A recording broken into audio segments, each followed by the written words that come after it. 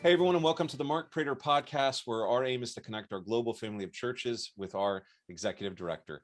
Mark, I think one of the most encouraging things in Sovereign Grace churches are the opportunities that are expanding in Latin America. And in fact, you traveled to Colombia just last week to explore some of those opportunities. Tell us about that. I did. I traveled with my friend, Joselo Mercado, that most of our listeners know. I also brought a couple of members from two different Sovereign Grace churches. Bob Wright from Covenant Fellowship Church and Victor Coe from Risen Hope Church in Prospect Park, Pennsylvania. And we traveled to Barranquilla, is where we flew into, and met with a pastoral team and a church in that city who has some interest in potentially joining Sovereign Grace. We had a wonderful meeting with the pastoral team and then met with the church on Friday and just had a wonderful time with them. They've actually doubled in size during the pandemic, which is a story I'm hearing over and over again, not only here in the States, but obviously in Colombia.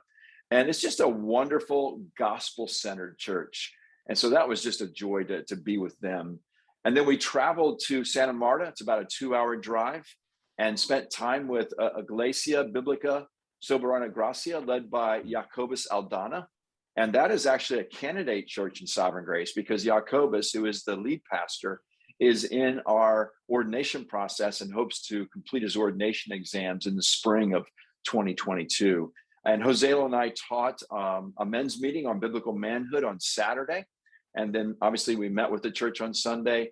Before the service, I taught on our 7 shared values. And then Joselo preached a wonderful sermon on suffering that particular Sunday. And they were actually celebrating their 6-year anniversary as a church.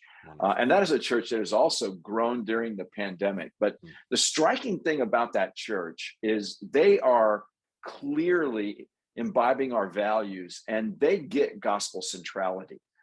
Part of the way you see that is how the gospel outworks in their lives. You see joy and thanksgiving and generosity and encouragement.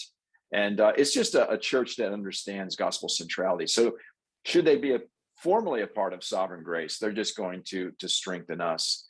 Let me just say one other thing. It is a joy to watch Joselo Mercado work in Latin America. He is a gift to our family of churches in the way that he leads and preaches and cares for pastors and wives and members of churches. He really is very effective in what he does in that context. And I just thank God for him and the way he is serving Sovereign Grace. Yeah, I mean, he's really a rock star down there, right? He is. I just carry his bags. So grateful for Joselo. So you met with some pastors that are moving towards actual partnership officially in Sovereign Grace, but you also met with another man from Venezuela who actually overcame great obstacles and travel barriers to come and meet with you. He did. Eduardo is his name. He's a pastor in Venezuela. I'm not going to give the name of the city, just partly for his own security and protection. But he traveled from Venezuela by bus. I don't know how many buses he was on, but I asked him, okay, just for the one-way trip, how many hours were you on a bus? And he said 24 hours. Unbelievable. And that was just very humbling. He traveled that far, first to Barranquilla and then over to Santa Marta, just to spend time with Joselo and me. And he leads a church in Venezuela that has formally requested adoption into Sovereign Grace. And just getting to know this man was in itself worth the trip. He's one of the more godly men I've ever met, and yet one of the most joyful men. And you have to understand how amazing that is because of the context he's in. In Venezuela, as most people know, the economy is bad. There's also a fuel shortage of all places in Venezuela. And Eduardo was telling me he's had to find different ways to lead and care for his church because he's in a city where people were traveling from different parts of the city to attend the Sunday service. And with the fuel shortage, they're not able to get to the Sunday service. It's just too far to walk. So he's had to take the approach of establishing cell groups throughout the city and then try to get to them to preach and to pastor and to care for them. So that's just one of the obstacles that this pastor is facing. And yet he's one of the most joyful men I've met. And if you're listening to this or reading a transcript, pray for Eduardo and his church in Venezuela. Yeah. What a wonderful opportunity to partner with men like that, and the guys that you met with over the past week.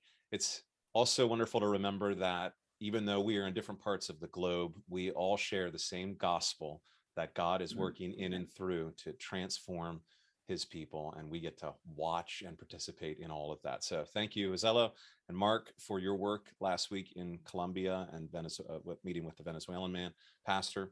And thank you all for watching. We'll see you here next week, Lord willing. Bye for now. Thank you for watching.